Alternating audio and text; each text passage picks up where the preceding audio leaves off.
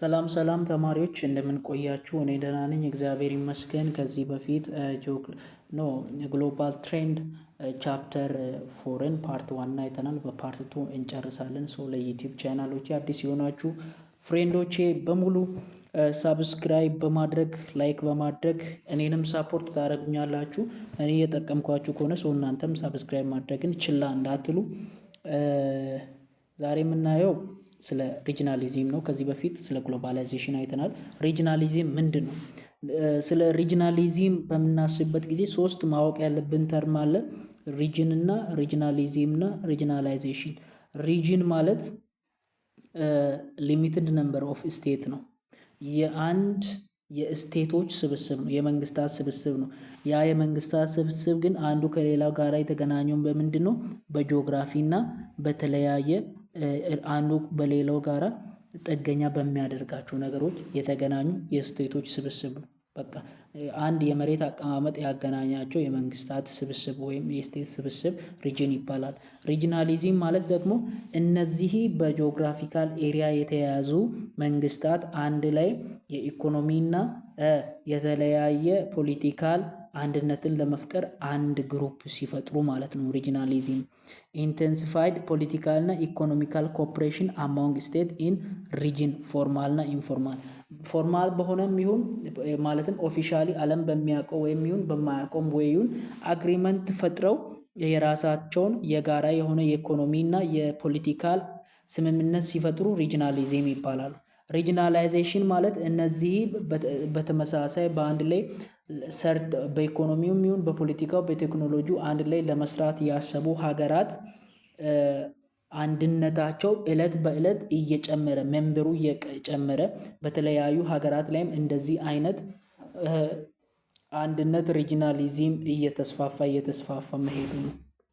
ምንድነው? አክቹዋል ግሮውዝ ሶሻል እና ኢኮኖሚካል ኢንቴግሬሽን ዊዝን ሪጅን በአንድ ሪጅን ላይ ያለው ኢኮኖሚካሊ እና ማህበራዊ እና ኢኮኖሚካሊ አንድነታቸው ወይም ኢንቴግሬሽናቸው በጣም ኢንቴንሲፋይድ የሆነ እየጨመረ ሲሄድ ማለት ነው።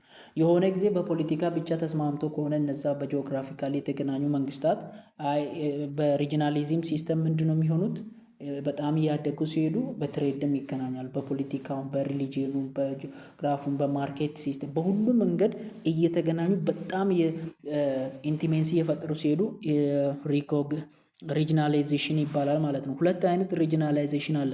የመጀመሪያ ኦልድ ሪጂናሊዝም ነው። ሁለተኛው ደግሞ ኒው ሪጂናሊዝም ነው። መጀመሪያ ኦልድ ሪጂናሊዝም የሚለውን ይሄ የተመሰረተው በ1950 እስከ 1970 ነበረ። ከዛ ከ1970 በኋላ ኒው ነው የመጣው እና ይሄ ኦልድ ሪጂናሊዝም የምንለው ከሁለተኛው ዓለም ጦርነት በኋላ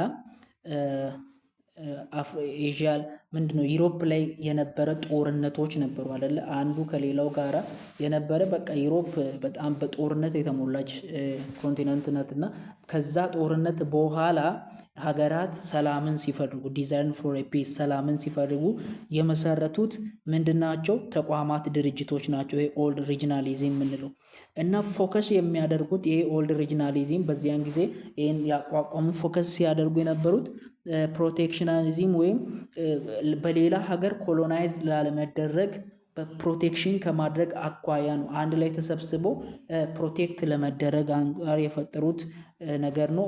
የአፍሪካ ሀገራት ደግሞ ኢምፖርት የሚያደርጉትን ነገር ወደ ሀገራቸው የሚያስገቡትን ነገር በራሳቸው ማምረት እንዲችሉ የመሰረቱት ምንድነው? የአንድነት ሀገር ነው ማለት ነው። እና የሪጂናሊዝም ማለት ባይ ዘ ዌይ ሜምበር ነው። የመንግስታት ስብስብ ነው። የመንግስታት ስብስብ ግሩፕ ነው ማለት ነው። የመንግስታት ስብስብ ግሩፕ ነው። ይሄ ኦልድ ሪጂናሊዝም የምንለው ኤግዛምፕሎች አሉ። ለምሳሌ እንደ ዩሮፒያን ዩኒየን የመሳሰሉ አሁን የአውሮፓ ዩኒየን እኮ የተፈጠረው ከዓለም በሁለተኛው ዓለም ጦርነት በኋላ በቃ የአውሮፓ ሀገራት ሁለተኛው ወደ ጦርነት ላለመግባት ሲሉ ሰላምን ለማምጣት ሲሉ የመሰረቱት መንግስት ነው።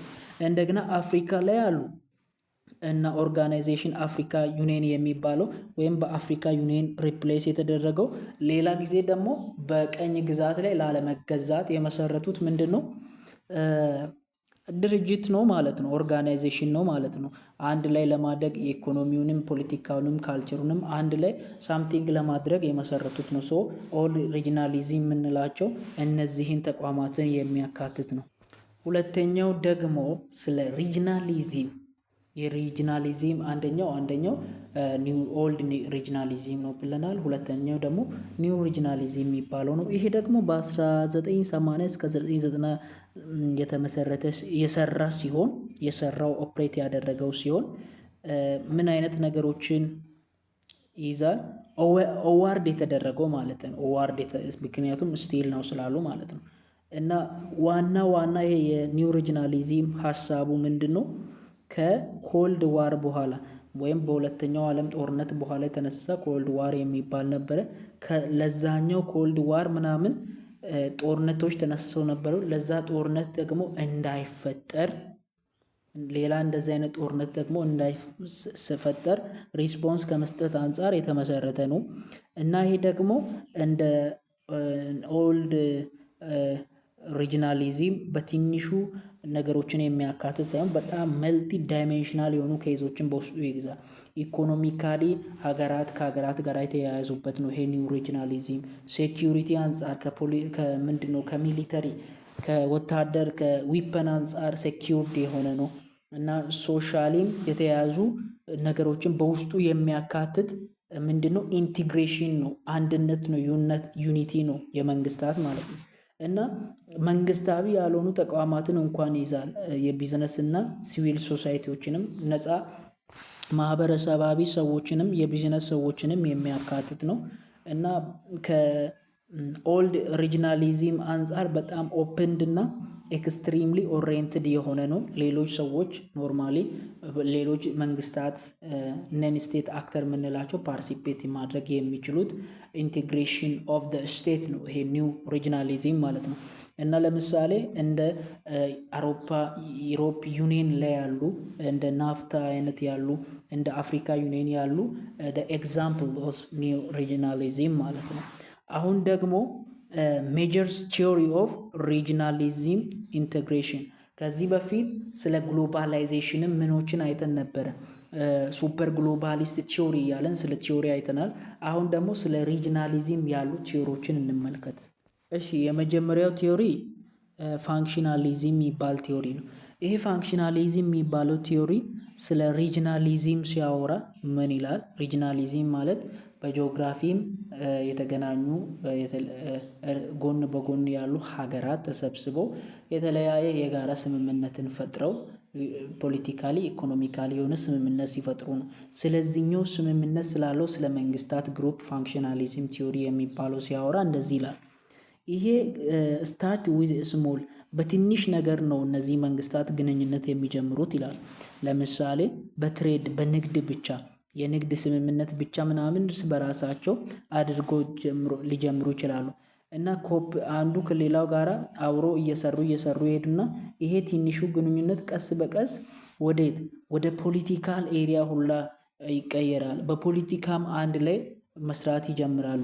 እና ቀስ በቀስ ይላል ይሄ አንድ ሀገር ብቻ የነበረው የፖለቲካ ፓወር በሪጂናሊዝም ሲስተም ውስጥ ገብቶ አንድ ሀገር ከዛ ሪጂንድ ከተደረጉ ከተሰበሰቡ ሀገራት ላይ አንድ ላይ በሚሰመራበት ጊዜ የዛ ሀገር ኃይል ራሱ ተወስዶ ያ ሪጅኑ የተሰበሰበው ሀገር ብቻ እንዲመራ ሊመራ ይችላል። እና እንደዚህ አይነት ሲስተም ነው የያዘው ከትንሽ ስምምነት ከዛ ቀስ በቀስ የመምራት አቅሙንም እስከ ማጣት የሚያደርስ ሲስተምን በውስጡ ይዟል የሚል ነው።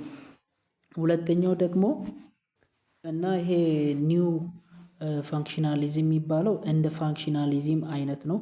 ነገር ግን ይሄ ኒው ፋንክሽናሊዝም የምንለው ይሄ ፋንክሽናሊዝም በጣም ጥምረትን ነው አይደለ? ይሄ ጥምረት ከየት ነበር የጀመረው? ኖርማሊ ከሲምፕል ጀምሮ በጣም ገና ከሲምፕል ጀምርና እስከ ፖለቲካል ኤሪያ ኢንቲግሬሽንን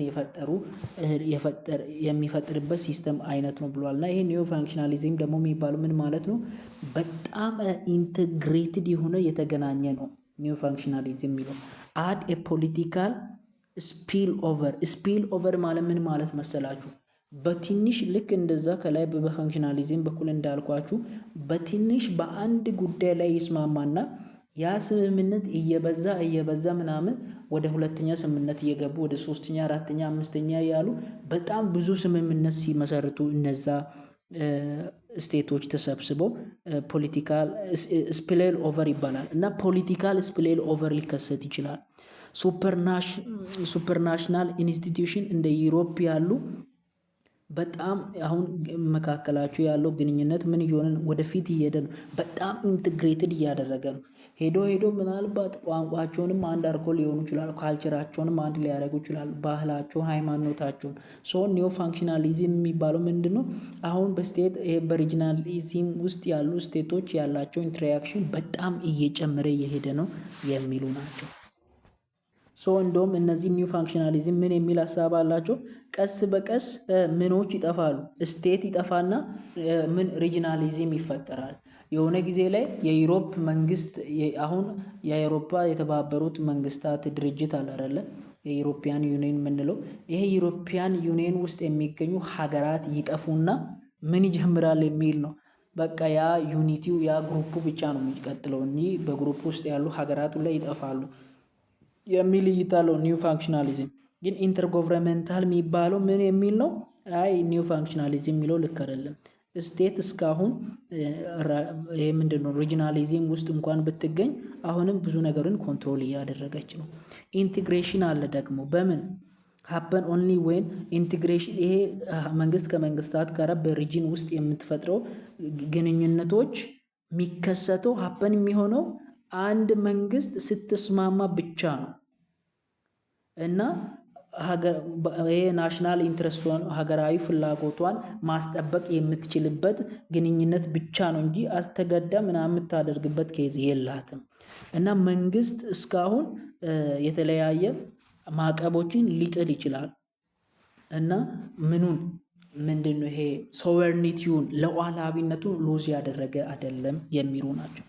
ሌላኛው ደግሞ ሱፐርናሽናሊዝም የሚባለው ከኢንተርጎቨርንመንታል ተቀራሪ ነው። ሱፐር ማለት የበላይ ነው። ናሽናሊዝም ማለት እንግዲህ እንዳልኳችሁ ነው። ሱፐር ናሽናሊዝም ማለት ራሽናል ይሄ ነው። ሪጂናሊዝም የምንለው ቦዲ ጌን አውቶሪቲ አባቭ ስቴት በመንግስት ላይ ሪጂናሊዝም ስልጣን ሲኖረው፣ ለምሳሌ የአፍሪካ ዩኒየን አለ። የአፍሪካ ዩኒየን ላይ ብዙ ሀገራት አሉ ኢትዮጵያንም አካቶ። ነገር ግን ይሄ የአፍሪካ ዩኒየን በኢትዮጵያ ላይ ትልቅ ስልጣን ሲኖራት የፈለገ ነገር ማድረግ ስትችል እንደዚህ አይነት ሲስተም አለ የሚለው ቲዮሪ ሱፐር ናሽናሊዝም የሚባል ቲዮሪ ነው እና ትራንስፈር ኦፍ አላይንስ ፍሮም ናሽናሊቲ ቱ ሪጅናል ሌቨል። ናሽናሊቲ ከአንድ ሀገር ስልጣኑ ያልፍና ያቺ ሀገር በምትገኘው መንግስታት ስብስብ መንግስታት ተላልፎ ይሰጣል። ማለትም ለምሳሌ ኢትዮጵያ አንዱ የአፍሪካ ዩኒየን ናትና ለኢትዮጵያ ያላት ሀገራዊ መፍቷ ለአፍሪካ ዩኒየን ተላልፎ ሲሰጥ አፍሪካ ዩኒየን በኢትዮጵያ ላይ እንደ ኢትዮጵያ የፈለገችውን ነገር ስታደርግባት ማለት ነው። ሱፐር ናሽናሊዝም የሚባለው ቲዮሪ እና አሁን ስለ ሪጂናሊዝም እያወራን ነው። 3 ሪጂናሊዝም አሉ። 3 ሪጂናል ኤግዛምፕሎች አሉ። ለምሳሌ እንደ ዩሮፒያን ዩኒየን የአውሮፓ ዩኒየን አሁን ሪጂናሊዝም ነው። በውስጡ ብዙ ስቴቶችን የሚይዝ ነው። በ1951 ነበር የተመሰረተው እና በአሁኑ ሰዓት ላይ በብዙ ነገር እንትናት ኮመን የሆኑ ነገሮች ማርኬቲንግ ሲስተሟ፣ ከረንሷ ስትሮንግ የሆነ ኢንስቲትዩሽን ነው እና በጣም አድቫንስድ የሆነ የተጣበቀ ኢንቴግሬሽን ያለው ሪጅን ነው። የዩሮፒያን ዩኒየን አንዱ ሪጂናሊዝም በውስጡ ብዙ ሀገራትን የሚያካትት ማለት። እንዲሁም የአፍሪካ ዩኒየን አንዱ የሪጂናሊዝም ኤግዛምፕል ነው። በ2002 ላይ ኦርጋናይዜሽን አፍሪካን ዩኒየን ነበረ። ማለትም የአፍሪካ ዩኒየን የተመሰረተው ከ2002 በፊት ነበረ። ነገር ግን በ2002 ላይ ኦርጋናይዜሽን አፍሪካን ዩኒት በሚለው ሪፕሌስ የተደረገ ነው። ማለትም አፍሪካ ዩኒየን በዚህኛው በኦርጋናይዜሽን አፍሪካ ዩኒየን ሪፕሌስ የተደረገ ነው። እና ጎሉ ምንድን ነው? ይሄ የአፍሪካ ዩኒየን ዋናው ሀሳብ አፍሪካ ፍሪ ትሬድ ነፃ የንግድ ገበያ እንዲኖራት ለዩሮፕ ለአሜሪካ ብዙ ዋጋ ሳትከፍል የንግድ ገበያን መፍጠር እንድትችል ፖለቲካሊ ዩኒፋይድ እንዲሆኑ የሆነ ጊዜ ዩኒፋይድ ስላልሆኑ ኮሎናይዝ ስለተደረጉ አሁን ደግሞ ለቀኝ ግዛት እንዳይገዙ አንድ እንዲሆኑ እና ከተለያዩ በውስጣቸው ከሚገኙ ሪጂዎች ጋር አንድ ላይ እንዲሰሩ ማለት ነው። እንደ ኮሜሳ እንደ ኤአይ ካሉ ሪጂኖች ጋር አንድ ላይ መስራት እንዲችሉ ነው ማለት ነው። ሌላኛው ኤግዛምፕል ደግሞ ሳውዝ ኢስት ኤዥያ የሚባል ነው። በ1967 ነው የተመሰረተው። ይሄኛው ፖለቲካል ሴኪዩሪቲ ለማስጠበቅ ምናምን ነበረ የተመሰረተው እና ፍሪ ትሬድ ኤሪያንም የሚያካትት ነው። ግን አንዱ ይሄ ሳውዝ ኢስት ኤዥያ የሚባለው አንዱ ከሌላ ጋራ ማለት በመካከላቸው ያለው በጣም ኢንቲሜሲ ዩናይትድ የመሆን አቅሙ ከኢሮፒያ ዩኒየን አንጻር ያነሰ ነው ማለት ነው። አሁን ደግሞ ምነግራችሁ ሪጂናሊዝም እና ግሎባላይዜሽን እንዴት አንዱ ከሌላው ጋር ሪሌሽን አለው የሚል ነው። 3 አይነት ሪሌሽን አለው ሪጂናሊዝም ከግሎባላይዜሽን ማለት። ግሎባላይዜሽን ማለት በዓለም የሚገኙ መንግስታት በሙሉ አንድ የሚሆኑበት ወይ ነው። ሪጂናሊዝም ማለት በሆነ ጂኦግራፊ ብቻ የሚገናኙ መንግስታት አንድ የሚሆኑበት ዘዴ ነው። አንዱ ከሌላው ጋር ምን አይነት ሪሌሽን አለው? የመጀመሪያው ሪሌሽን ኮንቨርጀንሲ ሪሌሽን ይባላል። ኮንቨርጀንሲ ማለት ሪጂናሊዝም ኢዝ አ ቢልዲንግ ብሎክ ኦፍ ግሎባላይዜሽን እና ያኛው ይሄ ሪጂናሊዝም የሚባለው ነገር ከሌለ ግሎባላይዜሽን የሚባለው ሲስተም የለም። ለምሳሌ ፓርቲክል ከሌለ አተም የለም አይደለ? ልክ እንደዛው አተም እንዲፈጠር ፓርቲክል ስሞለስት ብሎክ እንደሆነ ግሎባላይዜሽን እንዲፈጠር ምን መፈጠር አለበት ይላል? ሪጂናሊዝም መፈጠር አለበት ይላል። ቀበሌ ካለ ነው ወረዳ የሚኖረው፣ ወረዳ ካለ ክልል ካለ ሀገር ካለ ነው አይጎር ካለ ነው ዓለም የሚኖረው። እንደዛው ኮንቨርጀንሲ ምን ይላል? በቃ ሪጂናሊዝም የሚባለው ቢልዲንግ ብሎክ ነው ለግሎባላይዜሽን ይላል። ዳይቨርጀንሲ የሚባለው ደግሞ ምን ይላል? ሪጂናሊዝም የሚባለው ኢዝ አ ሪስፖንስ አጌንስት ግሎባላይዜሽን ሪጅን ፕሮቴክት ዘምሰልፍ ፍሮም ግሎባል ፎርስ እና ይሄ ሪጂናሊዝም የሚባለው ደግሞ ይሄ ሪጂናላይዜሽን የሚባለው ደግሞ ግሎባላይዜሽንን ምን ያደርጋል? ይቃወማል ይላል። ለምን? ቅድም ይሄ እዛ ሪጂናሊዝም ላይ መስርቶ ያሉት ሰዎቹ ተሰብስበው መንግስታት ሰብሰብ ብሎ 1 5 10 ሆኖ ሪጂናሊዝም የሆነ ኮንዲሽን ፈጥሮ ያሉት ግሎባላይዜሽንን ጠልተው። ስለዚህ ሪጂናሊዝም አጌኒስት ያደርጋል ምንን? ግሎባላይዜሽንን ማለት ነው። ለምን? ሪጂናሊዝም ሁሌም ራሳቸውን መጠበቅ ይፈልጋሉ ከግሎባል ማለት ነው። ስለዛ ነው ማለት ነው። ኦቨርላፕ የሚባለው ደግሞ ይሄ ሪጂናሊዝም የምንለውም ግሎባላይዜሽን የምንለውም አት ሴም ታይም ሀፐን ሲሆኑ ማለት ነው። መንግስታት በግሎባላይዜሽንም በምን ሪጂናሊዝምም መካከል ሲገኝ ማለት ነው። ሞስት ኦፍ ሀገራት እንደዚህ ናቸው። ግሎባላይዜሽን ሲስተም ውስጥም አሉ፣ ሪጂናሊዝም ሲስተም ውስጥም አሉ። አሁን ደግሞ ለመጨረሻ ጊዜ ለቻፕተር 4 የሚነግራችሁ መንግስታት እና ቦዝ የምንለው ወይም ሪጂናሊዝም እና ግሎባላይዜሽን ምን አይነት ግንኙነት አላቸው ነው። ስቴቶች ሁል ጊዜ ግሎባላይዜሽንን ይጠላሉ። ለምን? ግሎባላይዜሽን ምናልባት ኃይላችንን ስልጣናችንን ወስደው ምናምን አቀላቅሎን ስቴት የምንባለውን ሊያጠፉን ይችላሉ ብሎ ስቴት ግሎባላይዜሽንን ይጠላሉ። ግሎባላይዜሽን ግን ስቴቶችን ምን ያደርጋቸዋል? ይጠቅማቸዋል። በምን? ቴክኖሎጂ በመስጠት የተለያዩ ናሽናል አይዴንቲቲን በመስጠት ግሎባላይዜሽን ስቴትን ይጠቅማቸዋል። ስቴት ግን ግሎባላይዜሽን አትፈልግም። ስቴቶች ብዙ ጊዜ ደግሞ ሪጂናሊዝምን ይጠራሉ። ለምን? ለምሳሌ ይሄ ሪጅን ከዛሬ በኋላ ስቴት ይጥፋና አንድ ሪጅን ብቻ ይሁን ብለው ኃይላችንን ሉዝ እናደርጋለን ብለው ይጠፋሉ። ኃይላችንን ሉዝ ልናደርግ እንችላለን ብለው ይፈራሉ ማለት ነው። ሪጂናሊዝም ነገር ግን ናሽናሊዝምን ይጠቅማል። በምን? ፖለቲካሊ ፖሊንግ ሪሶርስ የተለያዩ ሪሶርሶችን በመስጠት ትጠቅሞታለች። ሪጅናሊዝም ስቴትን ግን ስቴት ኃይሌን ስልጣኔን ሉዝ ላደርግ ይችላሉ ብላ ሪጅናሊዝምን ኦፖዝድ ታደርጋለች ማለት ነው። እና ሁል ጊዜ ደግሞ ሁለቱም እነዚህ ሁሉ እንደተገኙ ነው። ምኑ አንደኛ ስቴትም አለ እስካሁን ግሎባላይዜሽንም አለ ሪጅናሊዝምም አለ ማለት ነው። እና ዋና ሀሳቡ በጣም ጠንካራ ሀገራት ግሎባላይዜሽንንም ራሽናሊዝምንም ዌል በሆነ ጥሩ በሆነ መንገድ ማኔጅ ሊያደርጉ ይችላሉ ስትሮንግ ሀገራት።